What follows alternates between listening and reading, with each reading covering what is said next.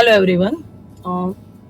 આજે તો તમે જે કાજલને જોઈ રહ્યા છો એ કદાચ કાજલ આવી ન હતી.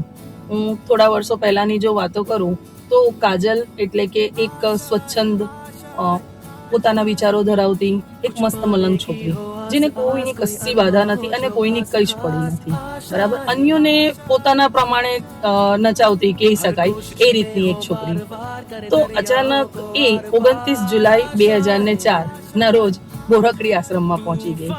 બોરકડી આશ્રમ એટલે એના વિશે એવું કહેવાય કે ગાંધી વિચાર ધરાવતું આશ્રમ, જ્યાં અનુશાસન, કટિબદ્ધતા, નીતિ નિયમો અને આ બંધારણની અંદર એ કાજલ આવી ગઈ. અને આવતાની સાથે જાણે મૂંઝાઈ ગઈ કે મારે અહીં રહેવું કેવી રીતે. પરંતુ સમય વીતતો ગયો અને ધીરે ધીરે આ કાજલ એ વાતાવરણમાં ઢળવા લાગી. જે કોઈના કહેયા ના માનતી હતી એ કાજલ હવે નિયમો માને છે, અનુશાસન માને છે અને ધીરે ધીરે ધીરે આની અંદર ઢળવા લાગી.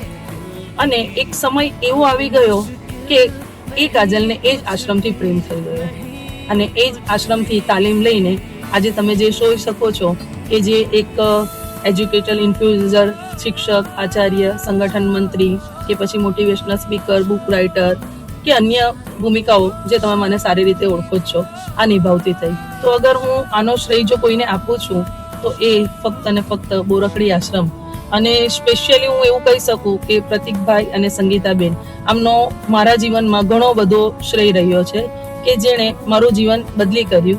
અને એક જે સામાન્ય શું કહેવાય કે એક ઉચ્ચ વર્ગના આવતી છોકરી હતી જેને એક અનુશાસિત શિક્ષિકા બનાવી.